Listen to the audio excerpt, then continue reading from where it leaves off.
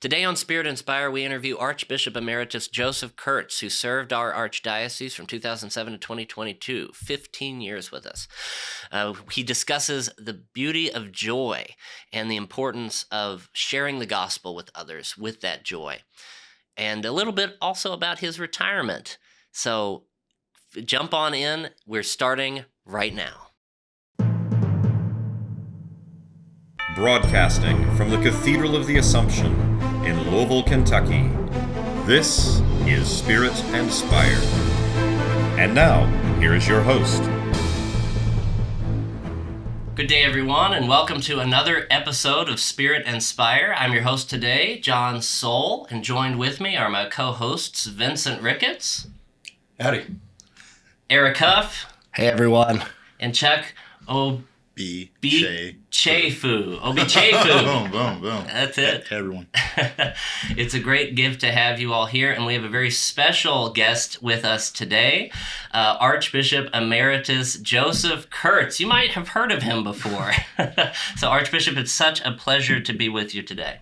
Great to be with you, John, and with all of you. This is a great experience for me. I'm happy to learn more about Spirit Inspires. Yes, absolutely. And it's been a gift to have you as our Archbishop for so many years. I remember I was in high school when you were installed. I was at DeSales, and I asked you about a year or so after you came to celebrate our feast day if you would provide a yearbook quote. And I emailed you a few times, and in my zeal as a high schooler, it was a few back and forth to get the quote, and then a few other exchanges, and it was like me meeting you for the first time, and it's been a unique experience ever since. So praise the Lord for that. Yeah, praise the Lord. Thank God for emails. That's right. So, but I figured for anyone who hasn't gotten a chance to hear your heart in all your years as Archbishop, I know that you would want to meet everyone in all the faithful, but I'm sure there were many who never got a chance to actually speak with you and get to know you.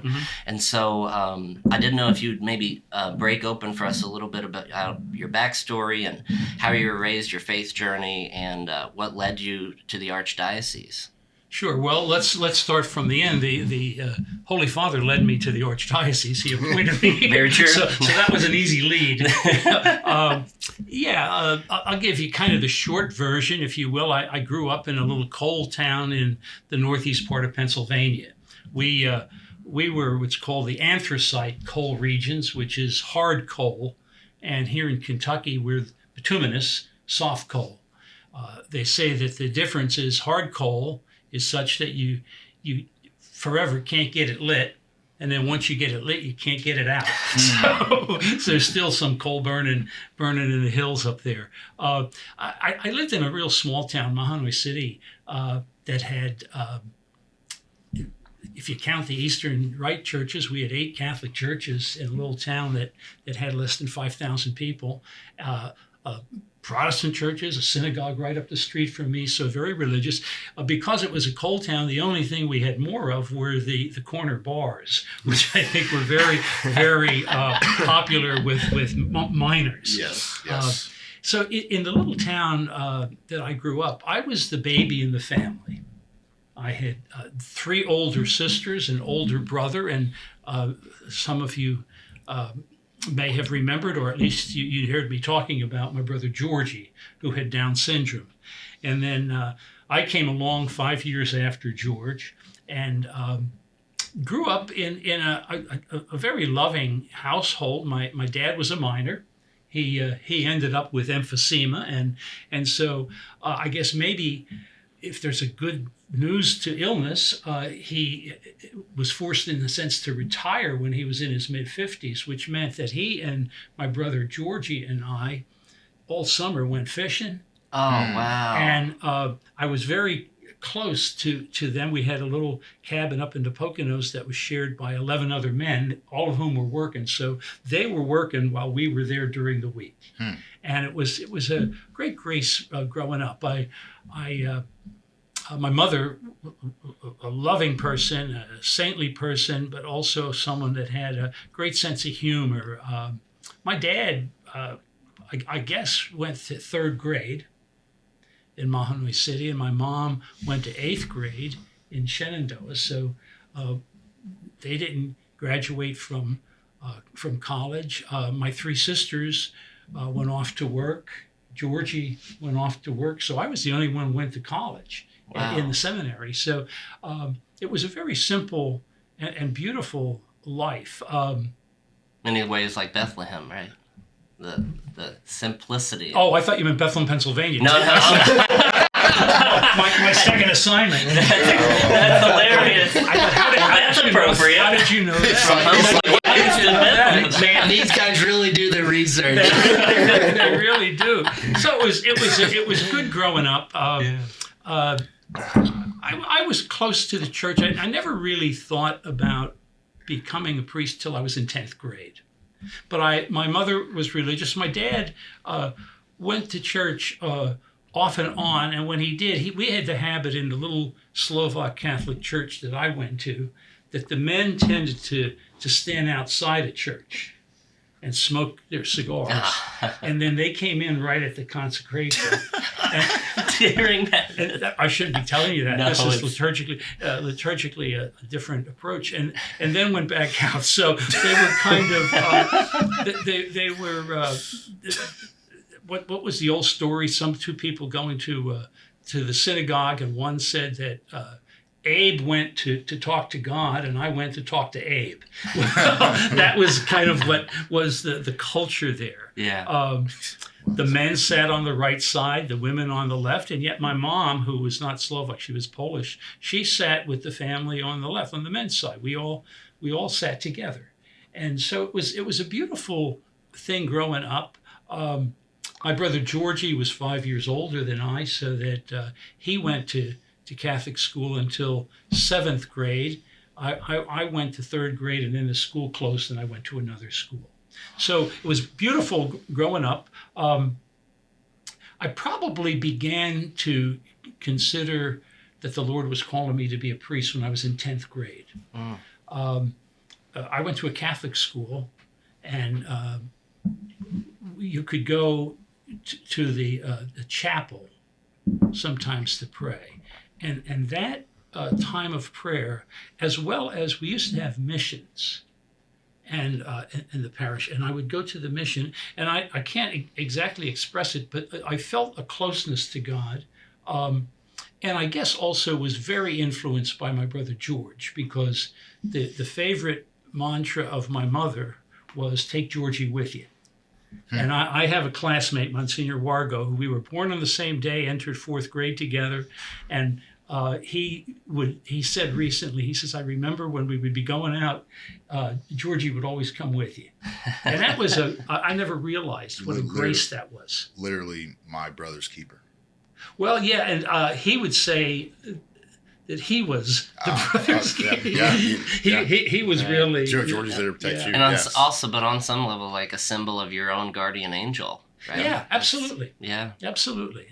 So it was a wonderful time growing up. I ended up applying to the seminary. At that time, it was not unusual to apply after 10th grade. I applied after 11th grade. So my last year in high school was actually in the seminary. Oh, wow. Yeah. So I entered the seminary.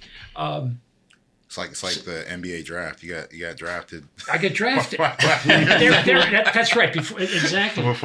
So I went to St. Charles in Philadelphia, and I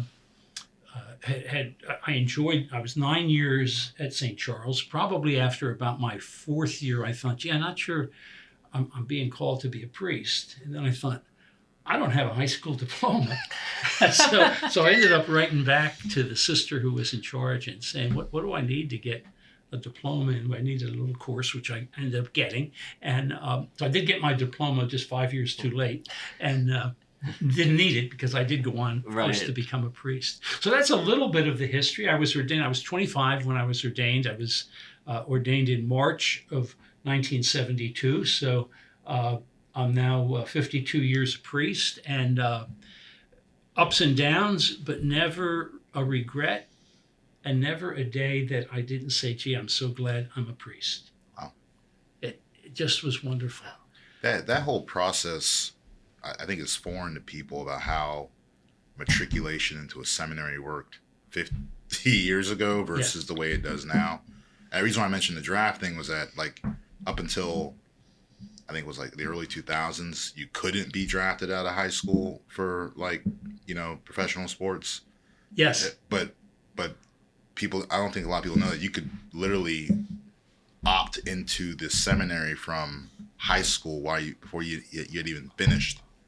That's right. In fact, in many places, not where I was, but in many places, there was a high school seminary. For instance, in Chicago, Quigley was a high school seminary. What they found, though, is that young men went to the high school seminary, but only less than 10% went on to theology. It became kind of a prep school. Okay. So there's very few.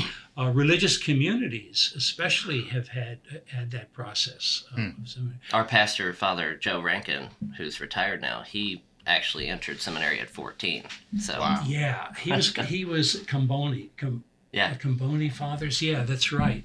So it's an interesting situation. You still, I found it to be a very exciting process. But you go back looking at it, thinking, well, what would have happened if I would have not gone into the seminary, et cetera? And you never know. Yeah. So I always say, hey, there's a path. Sometimes we stray a little bit from that path, but basically, I'm happy for what has happened. So if I do the math right, your 50th anniversary celebrating your priestly ordination was like within a week of Archbishop Fobb's installation. It was 2 weeks before. Wow. It was 2 weeks before. It was a blessing. And I said to the priest of the priest council, I said, you know what? I don't want to take away from the celebration of the new Archbishop coming. And they said, no, you want to have your 50th. So you know what we ended up doing? We ended up having at the cathedral the Mass at noon. It was the regular noonday Mass, had a few extra people. And then we had a reception down below. And it worked out perfectly. Yeah. I got a chance to see so many people, to celebrate and thank God for the gift of priesthood. What a beautiful testament, though, of your service of all the years right at the end of your time as Archbishop. It really was. God really is clever. Yes. We early on in our episodes, we had this concept of God winks, right? We always talk about these ideas of just God working things out perfectly, and that's definitely a God wink, Archbishop. I think so. The other thing that happened, and maybe you're not asking me this question, but I talked to Bishop Pavard about retirement, and we were getting a small home that we could share and then live partly there and partly, of course, in our dioceses. That changed completely because I got the cancer 5 years ago. Right. And so I actually... right now, 5 years ago, was going through the chemotherapy and immunotherapy at Duke University. And I was so happy. We had the place there in Wilmington, North Carolina, that I could stay there while I was going through the therapy. So I was there for 3 months and then had the surgery and of course, immunotherapy for a year after that. And right now, I have some sad news. My oncologist said, well, November is going to be 5 years since you've had your major radical surgery, they call it. And he said, I'm not going to want to see you again. Hey, okay. Breaking up is so hard to do. It was good. I said, that was a good way to say bad news.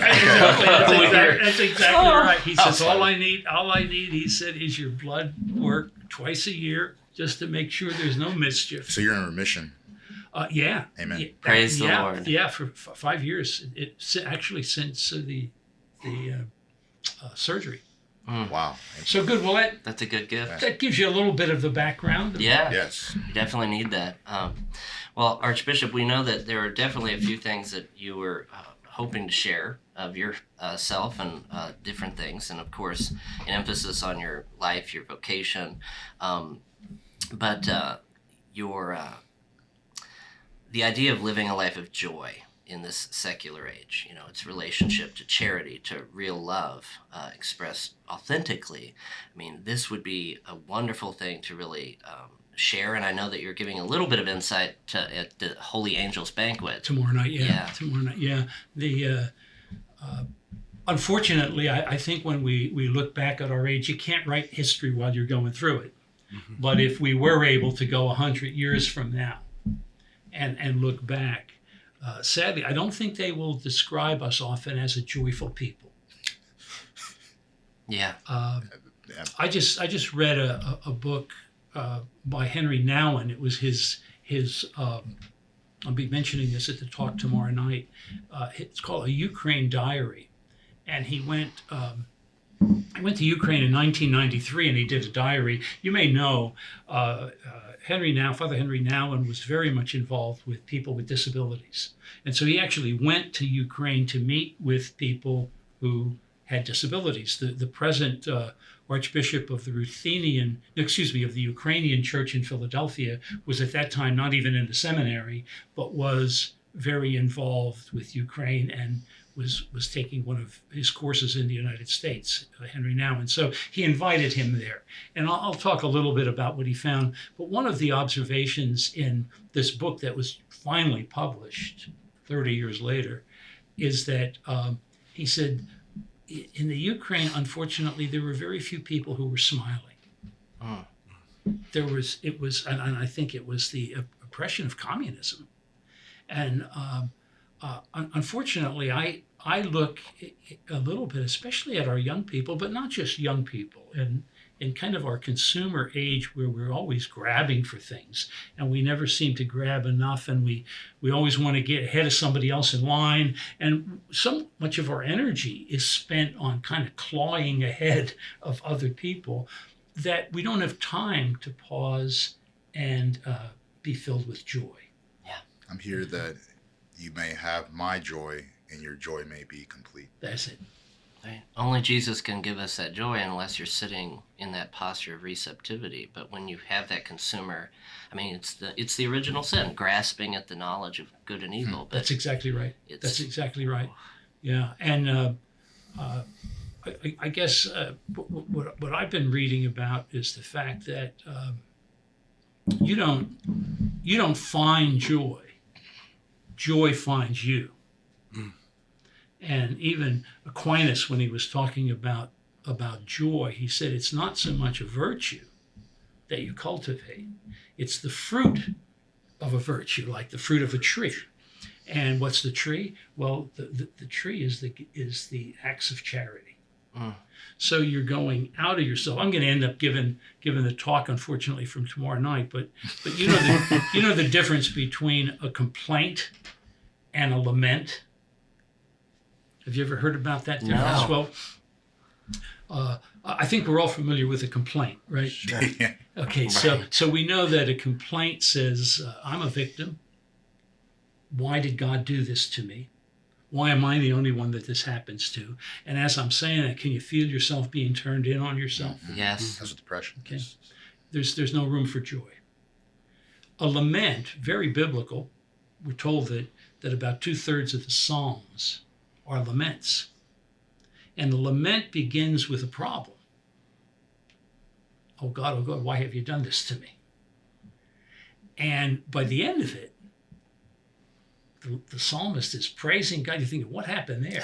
and two things happened. One is the trust in God, that in the midst of whatever this hardship is I'm going through, I'm going to trust in you, Lord. The Psalm 31, the end of which is where I got my Episcopal motto, hope in the Lord, begins with problems. It's in that Psalm 31 that Jesus picked up this idea of saying, into your hands I commend my spirit. That notion of going out of yourself. Now, a lament moves you out of yourself. And so I'll tell you a rabbinical tale. Man comes to the rabbi. Rabbi, this has been a terrible year. My wife has left me. My children have moved away. My barn burnt down. My business went belly up. Why is God doing this to me? The rabbi said, well, you are praying a prayer of lament, but you must complete the prayer. He says, no, I've said the whole thing. I can give you more, but it's basically the same. No, he says, you have to complete the prayer. Well, what do you mean? Well, are you the only one whose children have moved away? Are you the only one whose barn has burnt down? Are you the only one whose business has gone belly up? Until you are joined to others who are going through the same process. So trusting in God and moving out of yourself. And you see, as you're doing that, instead of going in, you're going out. And what creeps in? The gift of joy. God, I thank you for helping us.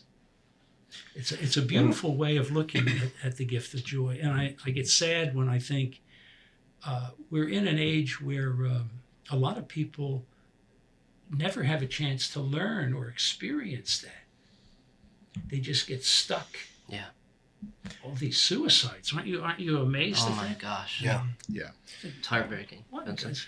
Well, just the like, are you the only one that's been through that, and you have to join yourself to those that have idea, just like, so there's other people, but then there's the fact that we have a God who went through that. That's right. You know, we have a God who experienced the ultimate rejection of people that all he ever did was love. That's right. You know, And was not the psalm, my God, why have you forsaken me, the beginning of a lament? That's right. It's Psalm 22. Yeah, that's exactly right. And a lot of people don't know that. I mean, it's Just very say it's easy to a- think, it's oh, a- God abandoned him and he's just mad about it. And I can But relate to that's that. exactly right. If you got to complete the psalm. Yeah. That's exactly right. Yeah, but you're right about that. Who was it at Father Michael's Sunday Mass?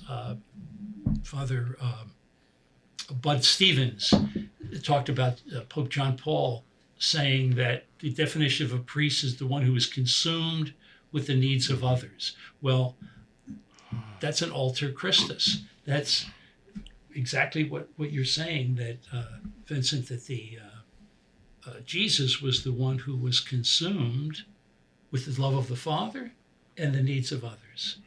And that's exactly what we have in Christ our Savior. Yeah. So, John mentioned, and I think Vincent touched on this, that everyone seems to be grabbing in today's age. I think I recently read, I forget what it was, that same notion in that everyone's grabbing instead of receiving. That's right. Right. So if you can't grab joy, like our entire culture is based around right now grabbing joy, grabbing happiness. Yeah, think of all the claiming self-help it. books. Exactly.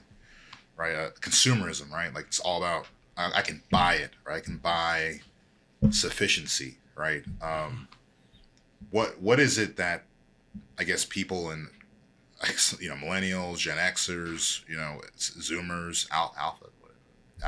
I don't know. Alpha's the last I one. can't even keep up with all the generation Probably labels. another generation after that now. Right. Yeah, exactly. What is it that we're doing to not be more receptive, right? Well, there's something natural, even though original sin is in us, that has us grab. There is the original goodness that's christened, if literally, by baptism. And I have this image of somebody coming to you with a beautifully wrapped gift, and you say, "Oh, is that for me? Here, give me it." That's the notion of grabbing. What caused that? Well, what caused it was a lack of reflection. It was a lack of being able to, that gift is for me. Gee, thank you very, and all of a sudden you're slowed down. Now you say, well, where does that come from? That's God's grace working within you, slowing you down and making you able to. I don't want to give away the whole talk from tomorrow night, but This will air after. there it is. Yeah. But you're absolutely right, Chuck, in making the distinction between receiving and grabbing. Why is it so important in our church that we receive the host at the Eucharist? that we don't grab for it. Now, some people have arthritis. I just had Mass yesterday and the day before at St. Patrick, and some of the older people, they are afraid that the host will fall out, and so they do grab. But that's an infirmity that's causing that. However, the church has made it very clear, and that's why the priest is so privileged to be able to be the one giving. But who's the center of that act of Holy Communion? It's the person receiving Christ. Yes. The priest is the instrument. The person receiving Christ, and to learn to receive rather than to grasp is a major movement. Are you familiar with the philosopher? He's Catholic. Philosopher Charles Taylor. No. Charles, actually. Yeah, Charles Taylor. He's well into, I don't know. I keep thinking he's dead, and then I have to check and know he's still alive. He's well into his 90s, but he wrote a number of things. But one of the things he wrote is called the Age of Modernity, and he basically says, while most people think that the modern age is a bad thing, and being authentic makes you selfish, etc., he disagrees. What he basically says is, no, being authentic and being yourself is a good thing. We're called to allow ourselves to discover what God wants. However, there needs to be a significant horizon outside of yourself. So people today, they glorify in choice without any horizon, and it almost, as he says, becomes trivial. Well, I'm going to be known in the rest of my life as the person who eats hot dogs, and so you'd say, no, that's my right. You have to accept me because that's what I want to do. Well, Idolatry. yeah, but not only that, but that poor person is selling himself short. Yes. That's all you are? Of all the things Right. God has made him for. Yeah, maybe he likes an occasional hot dog, but to surround his life by something like that is trivializing choice. So is that the wink wink towards like intersectionalism, you know, this fixation on man-made identities, right, that we have Sure. today. Yeah, and I think that's such a good, simple example. Sure, that would be seeing authentic as being self-created. Mm-hmm. That's exactly right. And we don't create our own identity. We receive the gift. There's receive again, and there's gift again. We receive the gift of our identity, and we discover or uncover the richness of what God has given to us. So, Archbishop, in your 15 years as Archbishop of Louisville, how would you say that you gave of yourself to share that, gift of joy with others, to be consumed by the needs of others? It's probably better for someone from the outside to see it and tell me that. Well, that's I mean that, because when you're in the midst of it, it gets very, very difficult. It's the kind of thing that I get up each day when I was serving others, and I guess the focus is on Christ's presence and the need of others. That was where my focus is. Christ does the giving, the acting. So I have to always relieve myself of thinking, well, this is something I'm doing. I am an instrument. I'll tell you, may as well tell you the rest of the talk I'm giving tonight. Hey, and the best part about this is that it's conversational in such a way where anything you weren't able to share in the talk, because it's a limited time It's on there, comparatively, it's on there. you get a chance to share it with those who might catch on later. Well, I gave a podcast for the National Catholic Partnership with Disability about 2 months ago, and in it, I was talking about what it means to be church as the communion of everyone gathered together as one in many. So I gave the example of my brother Georgie. When our mother died in 1989, I was already a pastor, just 1 year. And the plan was that Georgie would come and live and share the rectory with me. And he did. He transformed the rectory. It got changed from being a rectory to being a home. He gave everybody a nickname, and I won't go into what my nickname was right now, but at any rate, but about a month after my mother died, we had what was called 1 month's mind mass. You know what that is? That's like you have a mass that you remember a month after the death of a loved one. A mass.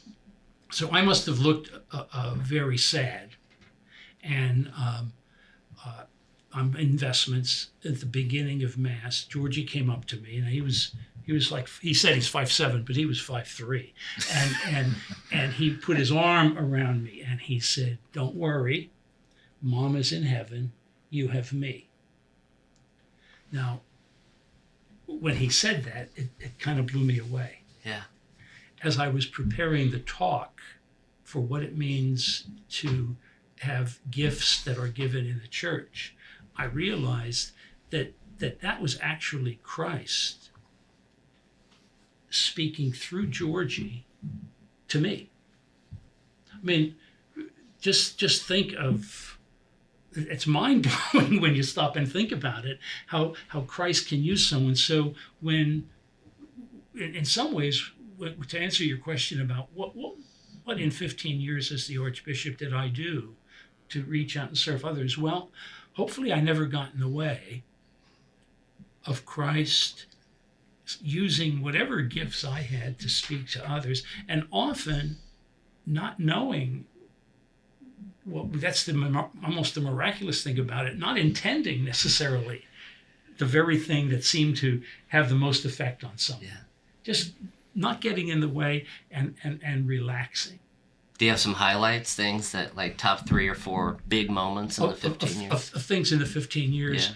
Well, I guess one of the major moments was, I think, when we celebrated our 200th anniversary and we had the Mass at Slugger Field. I remember that. Yeah. I was there as a representative for DeSales. Were you? Yep. Yeah. And it was just, I just came in. We were 200 years a diocese, and Pope Benedict was coming to town. He was coming to the United States, not to Louisville, but to New York and Washington.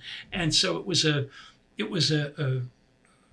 beautiful event, and it gave me a chance to see the richness and diversity of our people that I was going to serve. I mean, we had it, I was just thinking of that across the alley there at the gardens. What do they call the place right across the street from us, from the Armory? Oh, is that the Armory? The Louisville Gardens? The Louisville Gardens. Yes, right. yes. That was where we had the installation. Right. When I became the Archbishop. So you're kind of, that's a blur. But here I had a chance to really see, and of course, I love being in Slugger Field, naturally, you know. And that was, I think, a big event. And that was seeing the people of God within our archdiocese as one church. How often do you have a chance to do that you see 5,000 people or so, or whatever, however many there were, that came together to celebrate, and they were representing so many others. So that was certainly, I think, a big moment in the life of the church. I think every confirmation and every ordination, and I've had many, but every one has been a beautiful event. And even coming back this week, somebody came up to me, "Oh, Archbishop, you confirmed me in 2009. Oh, I said, "Oh, I'm glad it's still working." You know, that whole there's something beautiful. And again, well, where's the power of confirmation? Well, it's coming through Christ. I mean, that's which relieves you of feeling you have to do everything.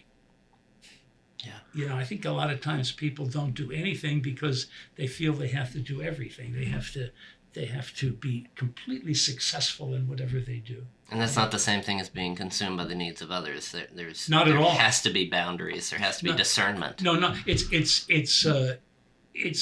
that you can still be consumed by the needs of others without feeling you're the one answering all their needs. There's a difference between being attended to the needs of others. It's another thing to say, now I have to answer all these needs. Or put it another way, I have to answer all these needs, the emphasis on I. No, I think the saints are a good model for that on how they allowed Christ to act in their own time. I just while you were talking, bringing up the Holy Father being in the U.S. at that time, and the 200th anniversary of the Archdiocese, I remember seeing a picture of you handing him, Pope Benedict, a book. And I would assume it's around that time, but it also called to mind, I think I've seen a picture of you with probably the present and the last two Holy Fathers at least. Yeah, I have. The book was actually on the, are you familiar with an ad limina, what that means? At the doorstop. Okay. Doorstop. At the door lintel. You're going, each bishop is called basically every 5 years to go to Rome, to go and visit the tombs of St. Peter and Paul and renew their unity and allegiance to the Holy Father. And that now it's shifted on different, it's not always every 5 years anymore, but that was the occasion, which would have been right after that, I forget what year that was, that I took the booklet, the book that had it came from the 200th anniversary with a page with each parish, and I gave that to Pope Benedict. Yeah, you're right. Yeah, I had a similar one with Pope John Paul right before he died, and this would have been in December of 2004, and he died in April of 2005. So it was quite close, and he was very frail. I'm just recalling another story, and that is a bishop who was very, very much aware of Pope John Paul's frailty, and he said, "Holy Father, this is an emotional visit for me. This may be the last time I have a chance to visit with you." And the Pope said, "Bishop, are you not well?" I always get a kick out of that. So good. That was, I think, John Paul's humor. Yes. Yeah, that was his humor.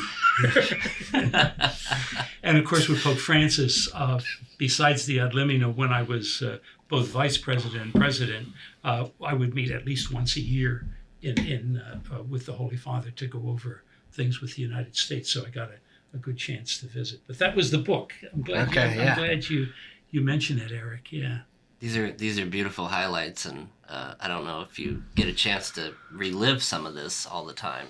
With so many. I mean, I'm sure your schedule hasn't lightened too terribly much. No, but mostly in visiting with people, it brings back the recollections, like we're doing today. You start to recall. It's kind of like a perpetual Thanksgiving meal.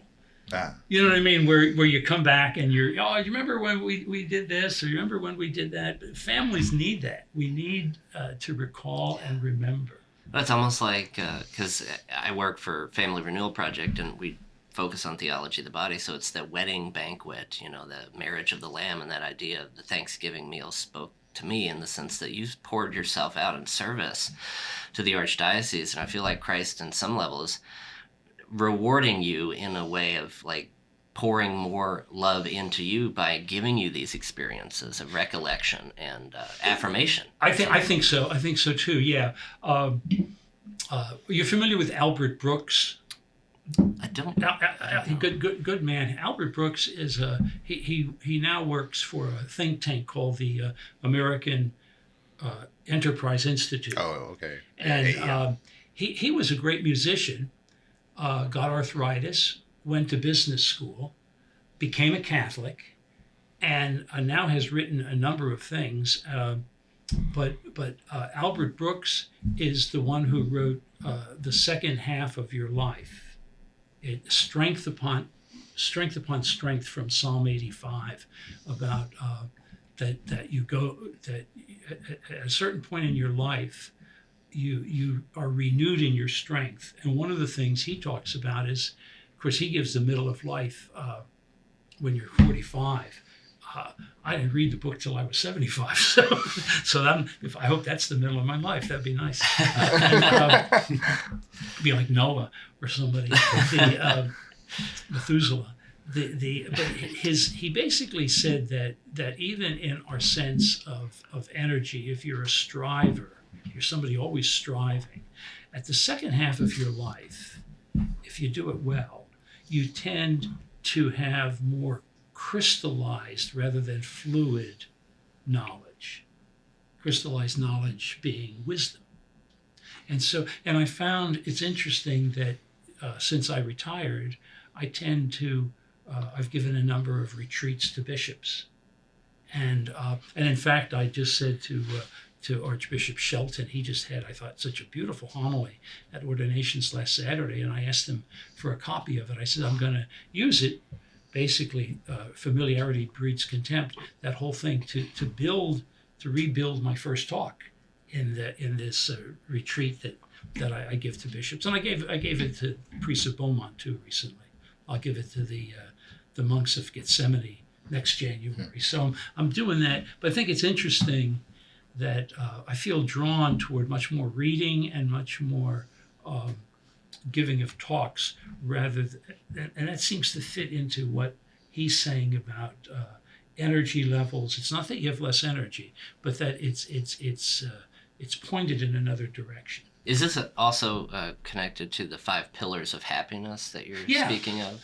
Could you speak to that a little bit as well? Because that's very related to joy, but sometimes people get the two a little confused. Yeah. In fact, it's very interesting. It's basically the 5 pillars are the Jungian, Carl Jung, the psychoanalyst, who was not himself Catholic, but gosh, you read these things and you think, boy, I'm glad I am Catholic, because all the things he's talking about are very much within our faith.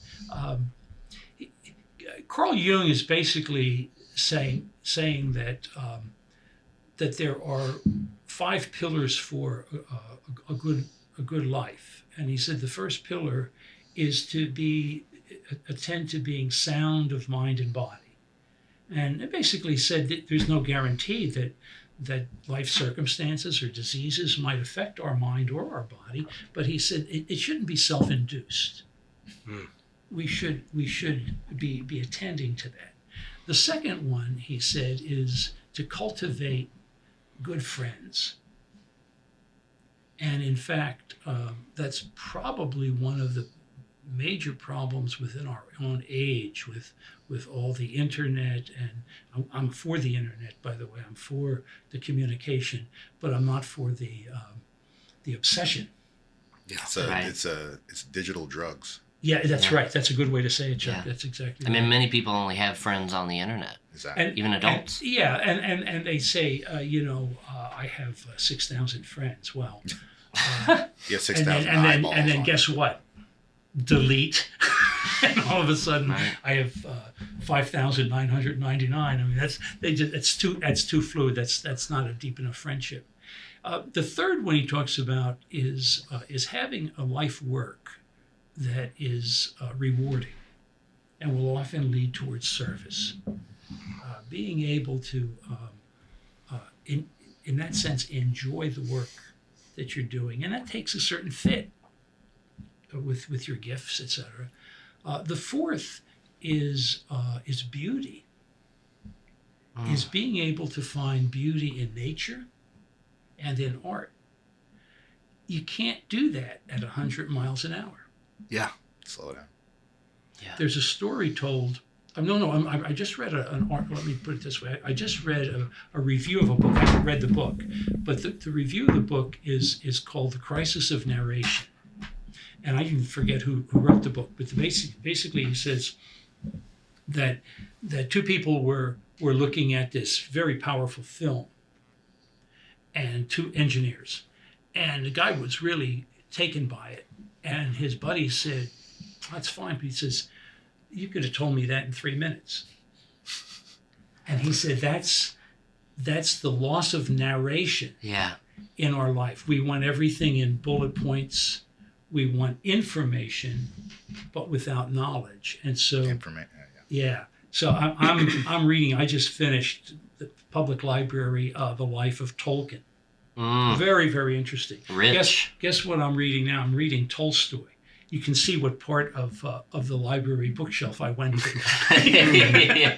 Tease. I'm working. Actually, I went for a book on John Steinbeck because I had reread Of Mice and Men. Are you familiar with Of Mice and Men? He's great. I think our problem in many ways is we lose the capacity for narration, for being able to tell a story.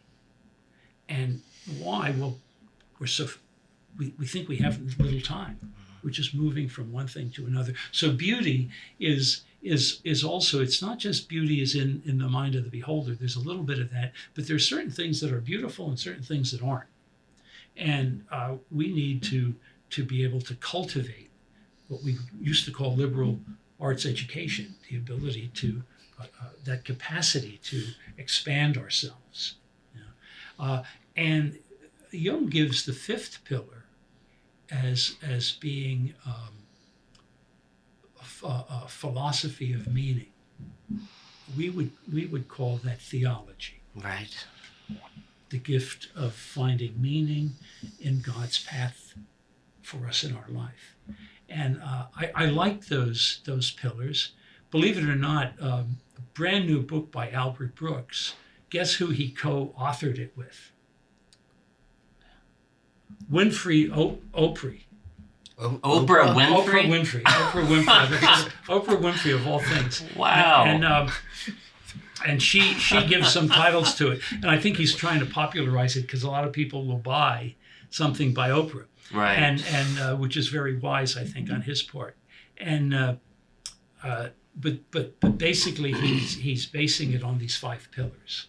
You know, as you broke them open, it just resonated in my heart. And, you know, knowing you for many years now, Archbishop, like you knew me as a high schooler who had a lot of passion and excitement. And, absolutely. And even in college and post-college as a youth minister, it was this trying to find my fit. Yep. You know, trying to find where my gifts could best be placed and channeled. And over the last 5 years, it feels like it has crystallized in some way in my own life.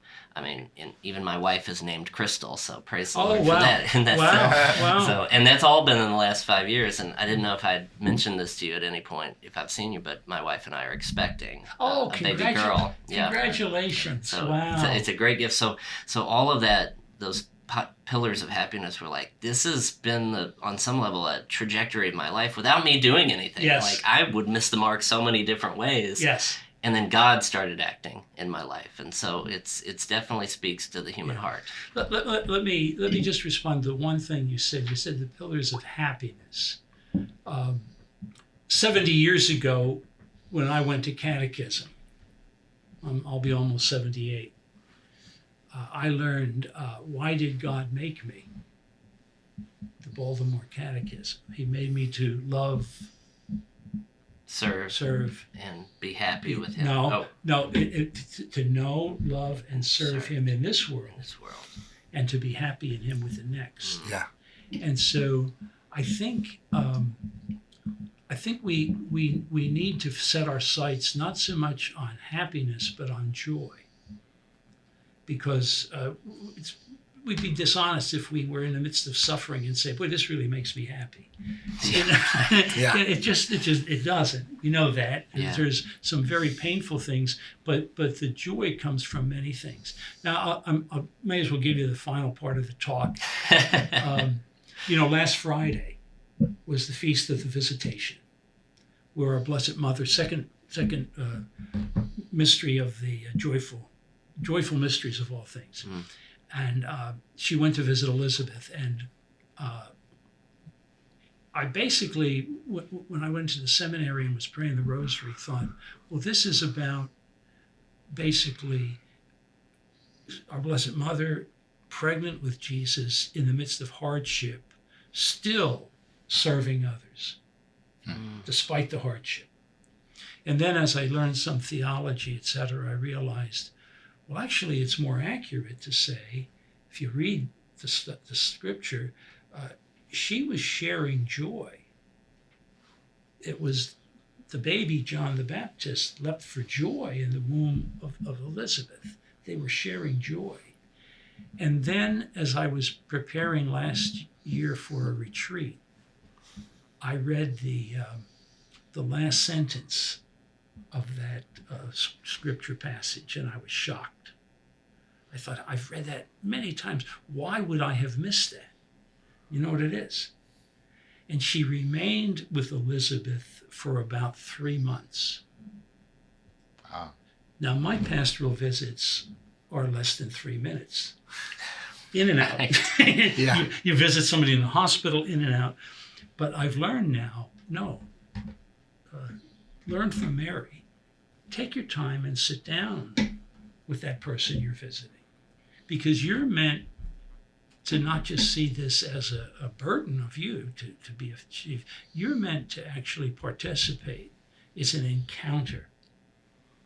When you visit someone in the hospital, when she visited Elizabeth, and she stayed there for about 3 months. Which is likely the time that she was to deliver. That was it. And More than likely. so on some level, when you are present with someone, hearing their story, even experiencing their suffering with them, there's some level of helping them to give birth to joy and That's right. finish, as you said earlier, complete the prayer of lament. That's right. That's exactly right. And in that sense, to share the joy, you're not going there to find joy. You're going there to visit the person. But joy finds you. Mm. Well, I may as well give you the last quote from Evangelii Gaudium. Yeah. Oh, yeah. This is now almost 11 years ago. I remember I was with Cardinal Dolan. He was the president, I was vice president. We were visiting our Holy Father in October of 13. And he said, he didn't even tell us the title of it, but he said, there's a part that has a section on a homily, and he says, it's this thick. And I often go back to that apostolic exhortation. But the 7th paragraph of Evangelii Gaudium, which is the joy of the gospel, Right. Yeah. is a quote from Pope Benedict. And it's a quote from what Pope Benedict wrote when he wrote the encyclical Deus Caritas Est. God is love. Yeah. And it is that being a Christian is not an ethical choice or even a lofty idea, but it is an encounter with an event and with a person that opens up our horizons and allows for decisive direction. So just that little event of visiting the person in the hospital is meant to be a joyful event because you are basically encountering Christ's presence in 2 ways. One is you're Christ's presence to that person, inadequately and humbly, but you are.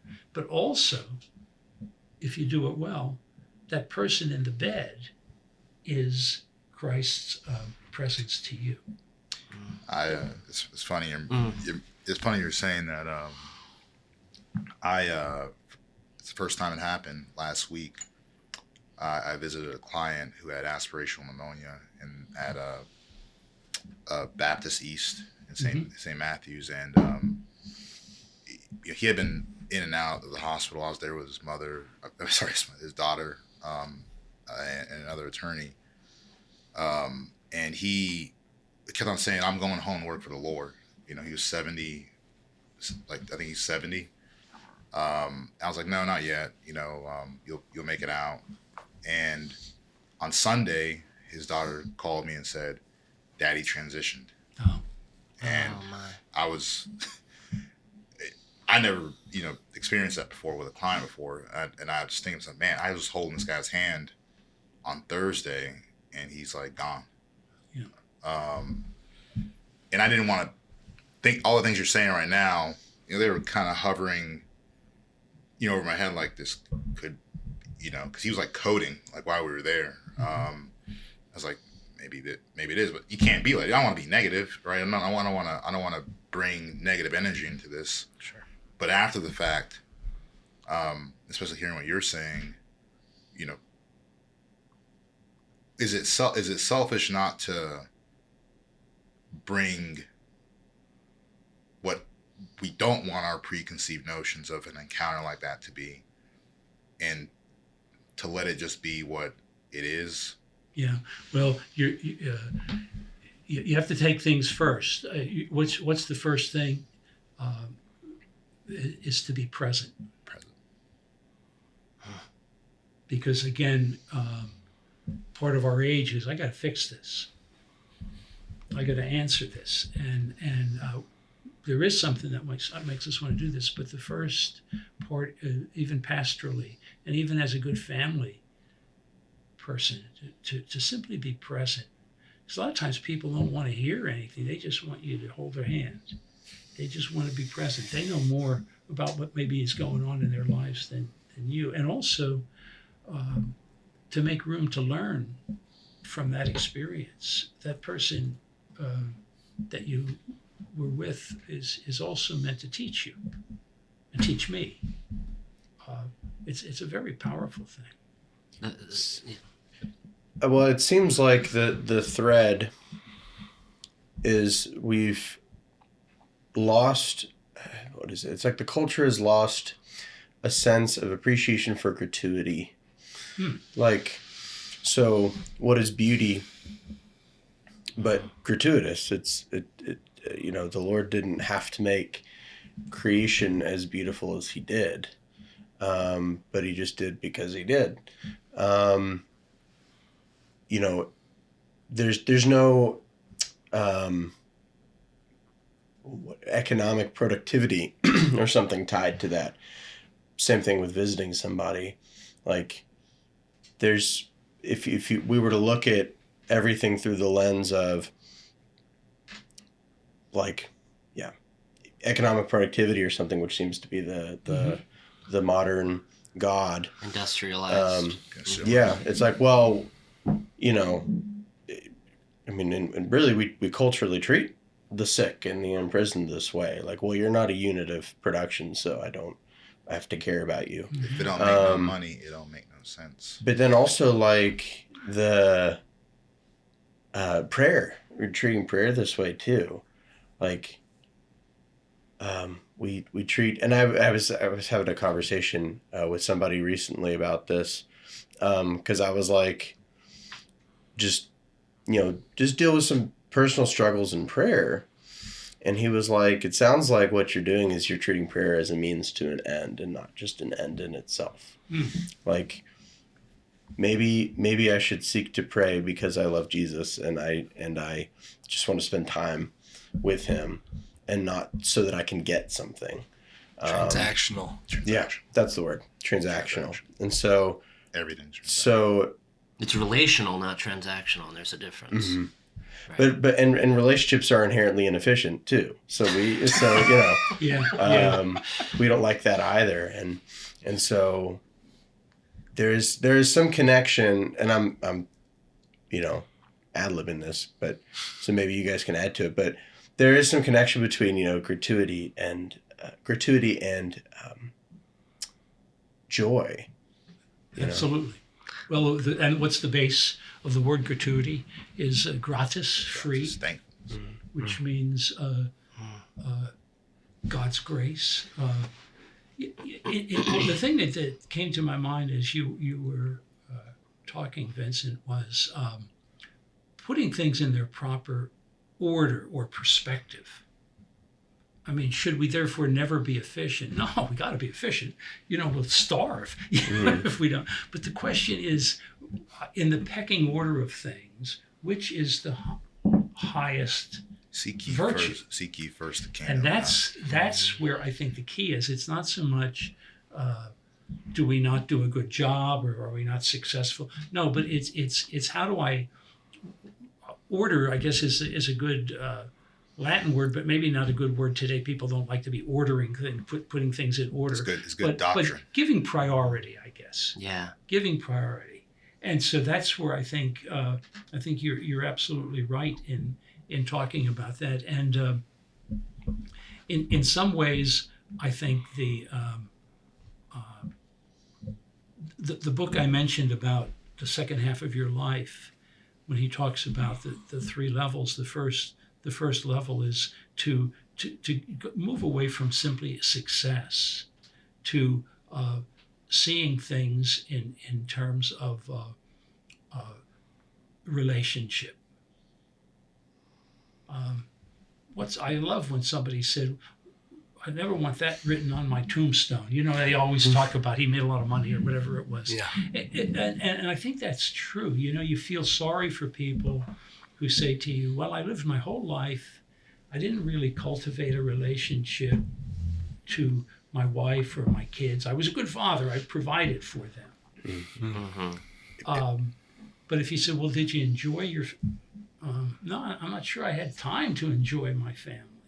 Well, no, we have the time. We have to make the time. We have the time that is available to all of us, and it's a question of what we give our emphasis to. Not that we neglect one or the other. Mm-hmm. Yeah. Would you say?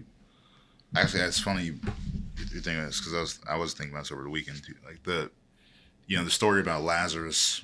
You know, Jesus is not even in Bethany when he learns about Lazarus' illness. You know, but he had spent time. He had visited with him and his sisters for a while, right? He was going back and forth there. So he learns about it. He waits 3 days so that intentionally, so that he can. I'm going to use this to show people the glory of God. And he goes there, and they're like, "Hey, you should have been." Basically, they're saying, "You should have been here. He wouldn't have died. I wish you were here because you always come, Jesus. Like you're always around, like when we need you, you know, but you weren't here now." And he's crying, you know, and then he brings him out. He says, "Lazarus, come forth," right? But I was just thinking to myself, because you're reading the scripture, and especially when he's at their house after and times before, it's like Jesus had a relationship with these people. That's right. And but for that relationship, he may not have. They may not have. That may not have. I mean, it was always meant to happen, but it's meant to show us the power of a relationship with Christ. Like or if you have a relationship that close with him, he'll bring you back from the dead. And they trusted him. They trusted him. They trusted him. Yeah. Jesus was human in all things but sin, and so Jesus wanted a friend. I mean, what does it mean? He loved them. It's the opposite of all through the history of the church. You have that thing between Gnosticism that said, well, he really wasn't a man, and Arianism that says, well, he really wasn't a god. And so you have that fight that's been going on for 2,000 years. I've never heard it put that way. That's really good. Yeah, but you good. have that, and so he was human in all things but sin, which means to me, Jesus not only befriended Lazarus to teach us a lesson, he wanted a friend. And the ability to develop friendship is perhaps one of the areas where our culture is now very weak. And I think that's part of the poverty of how we struggle to make disciples as well, because discipleship is not just blind followers in some cultish personality. It's like it's built on friendship. Yep. Disciples are friends. And what does Jesus say? I no longer call you slaves. You are my friends. Yes. Because you know what my Father's doing. I remember the Curcio is not as strong, but I resisted for about 10 years going on a Curcio weekend.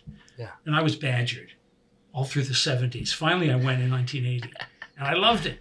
I still have the little plaque they gave me. And but the one talk was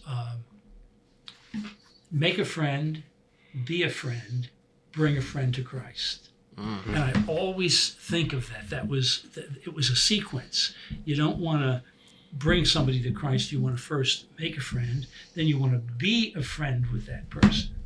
Again, I think of the Blessed Mother, 3 months with Elizabeth. Mm-hmm. And it's a beautiful thing when you stop and think about it, and it's something that our culture, I think, yearns for. I think the average person isn't going to say, "Well, that's a lot of hooey." No, they're going to say, "No, that makes sense. I do need friends. I want friends, and I want to have a good relationship." It's bringing to mind maybe a distinction from the start. I know it's probably not theologically accurate, or it's definitely not correct. But the men that in you were talking about Abe going to talk to God, Yeah. but the men at your parish growing up, even that has just degraded, where they're not even showing up to hang out and smoke cigars before the consecration. They're not. They're not even getting that first step of having that relation with each other, let alone darkening the door of the church. So I think that the biggest difference that I see in the culture then and now is they're not even having those cigars together and hanging out, especially and this might just be my perspective, but I run into a lot of young men that it really seems like they are so hungry for that they're so hungry to have friendship, and it's really lacking from their lives. It's a crisis of male loneliness. I agree. It's isolation. Yeah, isolation. It's isolation. And loneliness. Great word. There was I know you guys seen this. Is like there was a study done in 1990. How many close friends do men in America have? And in 1990, it was between like 5 and 7, and now it's like 2 on average, right? And of course, that closely correlates with the spike in male suicides, emphasis among men, right? Deaths of despair, right? Especially among older men, apparently. Like I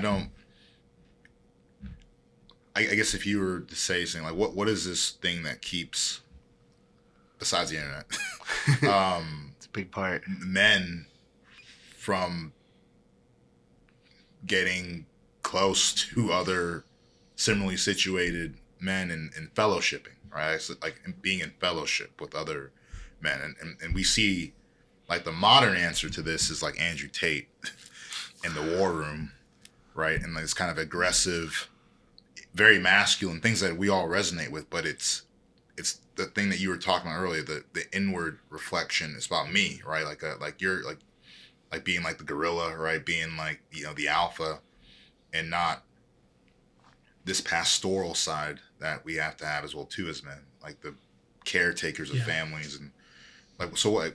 Yeah, I know it's a convoluted question. Yeah, remember, I think Cardinal George had some beautiful things about culture, and he said, people want to be against culture, but he says culture, we swim in the culture. We're not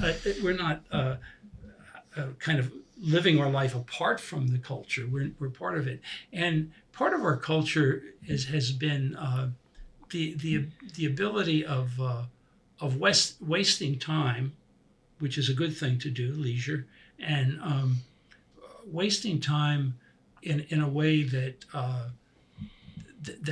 we're let's take the NFL football, where most of it is we're individuals, and the stadium is so loud, we're enjoying the game and feeling a certain connectedness, but what is there not?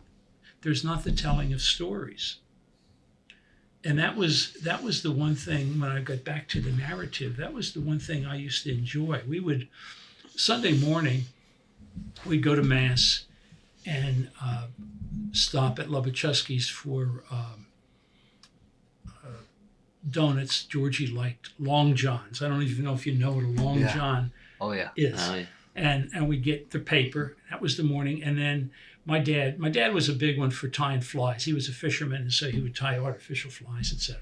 He'd be there at the desk tying flies. And then some of his buddies would come in. So his nephew Elmer Kurtz came in, and some others had come in. It'd be 3 or 4 guys in there, And what were they doing? I'm a young kid and I'm listening and joining in. They were telling stories. They were recounting what this person did or that person did. In the summer, we didn't have air conditioning and we didn't even have TV, so we were on the front porch. And what did we do? Well, people would come along. Oh, hey, and they tell the story. Do you remember when we did this? So there's shooting the breeze. There's kind of we are a deficit in our capacity to relate stories. We need, I think, to find ways to do that. And I think that affects the ability for someone to participate in the Holy Eucharist. Yes. That narrative. Gratitude for a gratuity and the capacity to remember. Yes. Yeah. And it's the remember me. It's not dismember me. So That's there's right. this dismembering effect that social media, the internet, things like that. We have so many options that we don't know how to just be present to one person. I mean, even watching a lot of modern movies that are catering to even the younger generation that are 15 or 20 years younger than us, it's very difficult. Like even some of the new Marvel movies are like, I don't even relate to this generation of kids, and how the video, even the movies are created it's very disjointed. It's interesting you say it. Even on TV, when I'm watching Morality is TV, I'll disjointed. watch something that's from the 90s or earlier. Right. Because some of them are like, they're not even funny. I mean, they're just, I mean, they're not, They don't make sense. there's That not makes much of a story to it. I mean, there's there's not no much stories. substance to it, I would say. Now, maybe that reflects, well, this is what appeals to me. I get that. But I think there's something a little more to that. It's just content. What's made today is just content. Yes. It's information without any meaning. It's often information that's directed at people to reinforce someone else's meaning, Yeah. right? I.e. propaganda. But like it's of no substance what's Yeah. coming out of Hollywood these days. I see it a lot, the narrativity of things and how important that is. That's how Christianity spread, Absolutely. is the story that these people experienced. So obviously important to our faith, but I do see it a lot when I'm speaking to someone with other values, especially is they see the narrative completely different. And it could be me, I could be wrong. It's two different perspectives, but I see their version does oftentimes lack the joy and the fullness that I got from the same experience of something that happened. It might not be something that happened to me. It could be a movie or something that's happened in the world. But I do feel like, and I think it comes from my faith, and the fact that our religion, our faith is a narrative, is I think that oftentimes that narrative is a key to having that joy. Well, we've forgotten our story. We don't know what happened before the fall, and we don't think there's anything after death. It's right. like, Yes. That's exactly right. That's exactly right. We're what would you call it? They often said we're practical atheists. That we may say we believe in God, or some people, but that we act as if there is no God. Yeah. Theoretical Yeah. Christians. Somebody called me, somebody who had been a doctor. He's in Greenville now. But he was in Wilmington, good friends, and he called and he said, I'm getting this thing about the Bible and traditions, and they said that all the Catholic Church believes in is traditions. And I remember sending him some afterwards, and I said, remember, you say we're people of the Bible. The first generations of followers of Jesus didn't have a Bible. Yeah. right. They had revelation, and that revelation had to be passed on, traditio, to pass on. And now, thank God, it was in inspired writings that we have the Bible, and thank God for it. But that notion of passing on, we have to open ourselves to a receptivity of God's revelation, which includes what you just said. Why was I born? Where am I going? And you could do another podcast on the way people are treating funerals. Oh gosh. And they just It's heartbreaking. I just want to. You think, well, no, wait a minute. This was your mother. No, I just want to get it all done quickly. We got things to do, and I only have a day that I've taken off for work. So, wait a minute. What is this saying about your life? How are you handling the grief? Yeah. Well, I'm not. I'm accepting or something. There's something that is not richly human in the abilities of people to deal with important things in life. And funerals, I think, would be a good way to look at that. And what an opportunity to tell stories at those places. Oh, yeah, absolutely. I recall getting a call saying, can we have, my mother's funeral on this date because it works and all this stuff. And I said, well, I'd love to talk to you about it when your mother's actually passed away. She was still living. She wasn't doing well. It was imminent, but it's like I don't think we really want to. Person must have been an engineer. Yeah, we don't. Let's. They really planned. Let's wait until the person's passed before we make those plans. LOL. It's relational. It's just relational. And this, I feel like, is pertinent, and it's strangely been on my heart as we've talked about this. But I remember in a little story of my own childhood, my mom would always do a St. Patrick's Day scavenger hunt with shamrocks, and we'd have a pot of gold at the end of the rainbow kind of thing. And there was always I ended up getting a stuffed leprechaun, and we would always watch this cartoon, or not cartoon, but it was actually a live action Disney short called Darby O'Gill and the Little People. Well, in the movie, a Disney movie, they're all Catholic, and the priest walks into the bar and everyone stands up, very respectful. It's like a totally different world, but they're in the pub telling stories. Yes. And that is their whole town was centered around the church.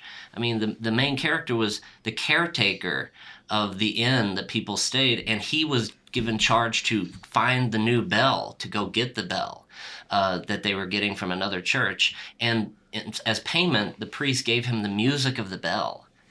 And that was all he needed, and it just filled his life. And it's like, this is Disney. Yeah. And that's like one of the biggest cultural influencers today. It's a classic. It's in the Disney vault. Yeah. Well, I own it on DVD, so it's in my vault too. Yeah. But it's to me like how far we have changed in the last 50 to 70 years. It has to do with community, with the fabric of our community being so fragmented. Yes, community.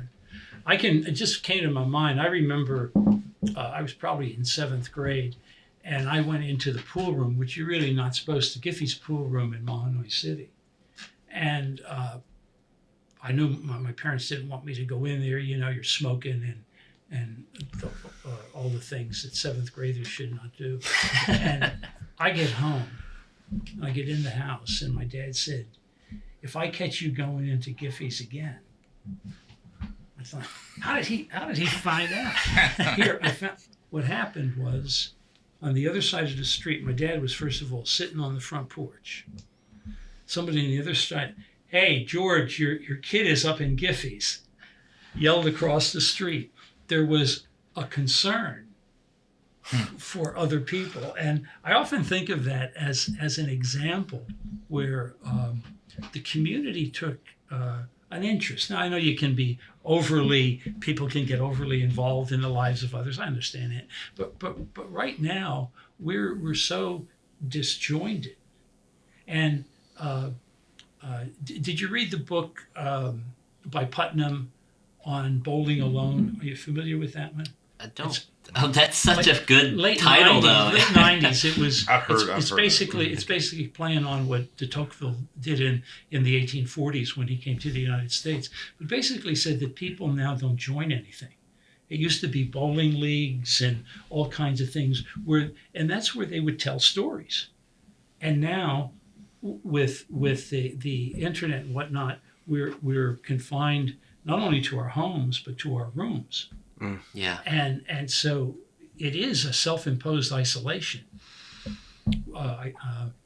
and how different from what really was de Tocqueville thought was the greatness of America, the associations that came together, people who got involved in their churches, in their communities, and not just for the good of the society, but for our own good, for our ability to be able to get out of ourselves. To be fed. Yeah. There's so much to that. There's a wealth of and depth to what we're trying to solve, and obviously we can't solve all the world's problems, but to be aware of it.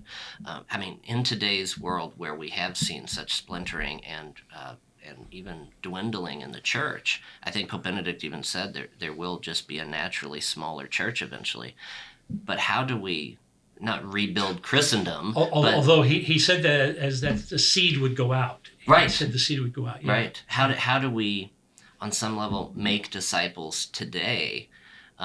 And now, obviously, as in your retirement, it's going to look differently, Archbishop. So, can you kind of weave those two ideas together? No, well, the idea is to begin with a certain sense of confidence and trust in God's plan. This is not optimism that says everything's always going to get better, but it's trust that God is in charge. And deep within not only my heart, but the heart of the person that I see walking down the street, it is a desire for joy. It's not somebody saying, I've chosen to live a not a joyful life. I'm going to begin to talk tomorrow night, believe it or not, talking about Ebenezer Scrooge. I didn't mention that. I was going to hold that back. I love it. Yeah, but it's and this is Dickens in 1843 with the Christmas Carol, talking about how joy enters into the life of a miser. And so I think we should have a certain sense of confidence that the person that we're talking to or reaching out to really desires more. Now, they live in a culture where that's been deadened, you know what I mean, where that's not been cultivated. So that's the other reason why we need good Catholic schools that will develop the cultivation of these gifts that we have. But I think we can have confidence that if we live lives of joys, you know what the difference between what the opposite of being a victim is? We talked about that before, about somebody thought they were complaining and being a victim. Do you know what the opposite of that is? It's being a witness. That when instead of being a victim, and the prayer of lament actually ends in witness. Not that you're looking to witness, but you're kind of looking for someone to share the joy you just experienced. Right. You witnessed this joy, and you can't help but share it. That's with right. others. It's not like a planned. Okay, let's see, what's the next step? Oh, now I witness. It's not kind of a stage thing. There's kind of an inner flow. Well, think of Ebenezer Scrooge, like you just said that. That's the joy. And I have to say this, as you said this, but my parish does Christmas Carol every other year. And I've been Nephew Fred since I was 15. Oh, have you? And we're doing it again in December. So if you're in town, we have that as an opportunity. I just listened to the movie Scrooge. Yes. And that's what was well done, too. It's so fun. Yeah. Well, since you opened the Christmas Carol door, 'cause it's like my favorite play ever. And it's actually funny. So my wife and I are currently teaching a TOB course in E-Town, and I mentioned this last night, like on a whim. So you just mentioned this was funny, but I was saying you mentioned Christmas Carol. Yes. So what it was I said, because I was talking about God, creating all that is, and we often envision God as this kind of angry, mean old man. But I invited them, the audience, to think of God less like Ebenezer Scrooge and more like the ghost of Christmas Present. And why? Because he's joyful and super abundance, but also what is the ghost of Christmas Present's invitation? What does he repeat? Come in and know me better, man. Yeah. And so there's your joy, but then there's also your community there. and wrapped up into this great piece of literature, this great story, which amounts to, I mean, I think it's fair to say A Christmas Carol is a fairy tale of sorts. And I've been thinking about fairy tales a lot lately because my wife and I have a 4-month-old daughter, and so I'm like, what are the stories I want her to grow up with? And so I got from my mom a copy of like Grimm's fairy tales. Not the like Disney scrubbed up versions, but like the originals. The real deal. Yeah. Some of the conversation today has been making me think about the dedication that C.S. Lewis wrote for The Lion, the Witch, and the Wardrobe, I believe to his goddaughter. With Narnia. And he said, someday you will be old enough to read fairy tales again. Oh, yes. Yeah. Oh, yes. what a beautiful way to say that. I mean, Yes. isn't the Christmas Carol almost like basically describing what happens when the Holy Spirit comes? Yeah, it's our origin, our history, our destiny. It is, and it's this notion with the quote from Pope Benedict and Pope Francis of it's an event, and it's really we would know it's the person of Christ actually who enters our life and helps transform us. And what did Scrooge do but prioritize? He starts to say, I'm going to live my life differently, and I think that's kind of a beautiful thing. Well, you've gotten the whole talk from tomorrow night. That's right. With so much more, though. Much more. Exactly. It's always dribs and drabs. This is director's cut. I one final question, Archbishop, because in your retirement, I mean, how's your vocation to Christ and His Church really continued on a deeper level? Maybe. What does it look like for us? Well, because we don't see you anymore. No, it's a good question. On the surface, I'm really caring for my brother Bishop Bavard, and that's a fairly full-time thing. So on a Sunday morning, it really takes some effort to get him up and get everything ready. He'll die that I'm saying this on tape, and we get to church to Mass, and on the surface, the cooking and the gardening and stuff like that is part of it. It slows me down a little bit, and that's a good thing. I think on another level, I'm doing a lot more reading and reflecting, and not just on religious matters, but on literature, and that's why we're talking so much about narration. And I'm simply responding to requests of people if they ask me to do a retreat. Well, if you do a retreat for the bishops, I went to San Antonio 2 years ago and did the retreat for the bishops of Texas, and there's a lot of preparation that goes into that. I'll do the same thing this coming January for the monks of Gethsemane, and so there's much more prayer and reflection. Saying Mass I take my time, and often say a private Mass, and I guess I'm a good neighbor to the people who are in the neighborhood there. And you're in... I'm in Wilmington, North Carolina. Yeah. And write some notes to people. So I don't know. I'm reading an awful lot of things. As I said, I just read Tolkien's book, and so I'm reading an awful lot of different things that enrich my life. I hope that maybe the Lord is using me to convey some wisdom that I've picked up over the time. I'm not necessarily looking to become super active in things, but I have to attend to, like, the cancer business. I mean, that was not something I should just snuff at. That was a good thing for me to take care of my health on. So it's been a good thing. The book that I mentioned to you from Albert Brooks begins with Albert Brooks sitting on an airplane. and he hears a couple sitting in back of him. And he hears the wife saying to the husband, "Don't be like that. You have a lot to live for.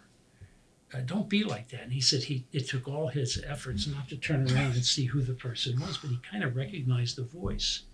And so the man said in a gruff voice, I have nothing to live for. I feel like I should just take my life. So he's dying to see who this person is. So he sat in the plane and waited for them to go up first. And as they went up, he never tells you who it is, but he recognized the guy. And as the guy was going up, people were saying, "Thank you for your service. Thank you for your service." And Albert Brooks uses the example to say, this man was living on past glory. He was living in the past, basically, instead of seeking, well, what is it that God is calling me to do now humbly? And so I don't have a long plan. That's the whole point of not Of retirement. That's right, of retirement, except I want to use my time well and enrich well, and I want to respond if people ask me to do things like a podcast. I was going to say thank you for this time. Yeah, it's been incredible. Yeah, it's but I want to relax and not feel frantic and that's part of our culture is we want to turn everything into doing, etc. And so that's basically where I am. I do regret, not regret is the wrong word. I miss the fact that it's a little harder for me to come up here with having somebody take care, watching over the bishop. I can't do that as easily without some effort. And so I miss a lot of things. I miss some of the meetings with my brother bishops. I've missed some of the retreats because I'm given a retreat the same day. We all have a retreat on the same week, so but I've enjoyed giving the retreats too. That's been kind of a neat thing to do. Yeah, that's such a gift. Yeah, well, it's a gift for all of us to settle back and for me to appreciate how good the bishops or the priests that I'm helping are living good lives. It's beautiful. Church is in good hands. Hey, and I'll say something about your ministry. I was inspired by, maybe that's a good word, inspired by the fact that you have what you have here. And I thought to myself, this is exactly what not only our church, but our culture needs. We need times to be able to reflect and communicate. You're basically telling stories, aren't you? Yeah. You're basically interviewing and conveying stories. Well, that's a lack in our culture. People need that.